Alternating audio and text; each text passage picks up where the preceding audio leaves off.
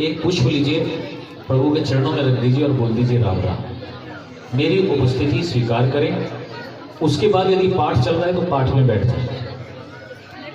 और ये जो पाठ आप कर रहे हैं ये अपने आप में एक सिद्ध पाठ है, क्योंकि इसको गोसाई जी ने, गोस्वामी जी ने, श्री तुलसीदास जी ने इसको लिखा है।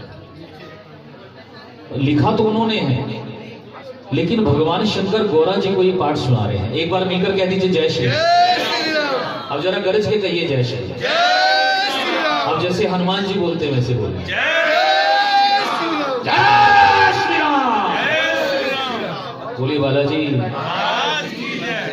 और आज तो वो जानकी जी के पास आ गया, दोनों हाथ जोड़कर मां से प्रार्थना करने लगे कि मां मेरा कार्य हो चुका है, अब मैं यहां से जा रहा हूं। तो जानकी जी की आंखों में आंसू हैं, जानकी जी के नैन भीगे हुए हैं। और उन्होंने हनुमान जी से ये कहा कि हनुमान तुम एक काम क्यों नहीं करते, तुम तो जा रहे हो, मुझे भी साथ लेते जाओ।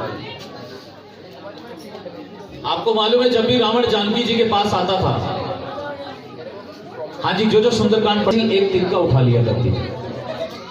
है जी, क्या उठाती थी? तिनका उठा लिया करती थी। क्यों बताइए? वो एक तिनके को उठा लिया करती थी। क्यों उठाती थी? जब भी रावण उनके पास आता था, अशोक वाटिका से जब वो उस वाटिका में आता था जहां सीता जी को पेड़ के नीचे रखा गया और त्रिजटा नाम की राक्षसनी उनकी सेवा में लगाई गई। त्रिजटा नाम राक्षसनी एका, रामचरण रति निपुण विवेका, जिसके प्रीत श्री राम जी के चरणों में। जाति की राक्षसनी है, लेकिन तो एक दिन जानकी जी ने रसोई बनाई और उस रसोई में उन्होंने खीर बनाई। क्या बनाया? खीर बनाई। और वो खीर जो है उन्होंने राजा दशरथ जी को परोसी। जब वो खीर राजा दशरथ जी को परोसी तो राजा दशरथ जी उस खीर को खाने लगे। जो ही खाने लगे तो हवा में से उड़ता हुआ एक तिनका, बड़े ध्यान से देखिए, हवा में से उड़ता हुआ एक तिनका उस खीर के अंदर आकर गिर गया। किसकी खीर में? दशरथ जी की खीर। जानकी जी ने उस खीर से, उस जो तिनका था उसको बड़े गुस्से में देखा। एक बार कह दीजिए जय श्री राम। क्यों मैं मेरी ससुर की खीर में क्यों गिरा? उस तिनके को जानकी जी ने बड़े गुस्से में देखा और इतने क्रोध में देखा कि वो तिनका जल गया। कहिए जय श्री राम। इस बात को किसी ने नहीं देखा, सिर्फ दशरथ जी ने इस बात को नोट किया। उन्होंने देखा। जब खीर का भोग लग गया तो उन्होंने जानकी जी को बुलाया और कहा कि बहू, आज तुमने जो मुझे खीर परोसी उसके अंदर एक तिनका गिर गया था।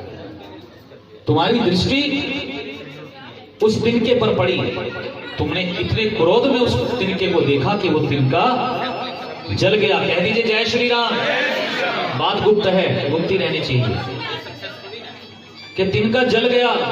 लेकिन आज के बाद मेरी वधू रानी, मैं तुमसे प्रार्थना करता हूं कि दुश्मन को भी, कह दीजिए जय श्री राम, दुश्मन को भी इस दृष्टि से मत देख लेना, क्योंकि जिसको तुमने देख लिया जनक दुलारी वो जल जाएगा। एक बार कह दीजिए जय श्री राम। और यही वो कारण था कि जानकी जी रावण को नहीं देखती थी, क्योंकि वो तो उनका कटु शत्रु था। जानकी जी नजर किस पे रखती थी? तिनके पर। और उस पर भी एक साथ नजर नहीं रखती थी, बार बार पलकों को झुकाती थी। इतनी शक्ति थी जानकी जी के अंदर। वो चाहती तो रावण को भस्म कर सकती थी।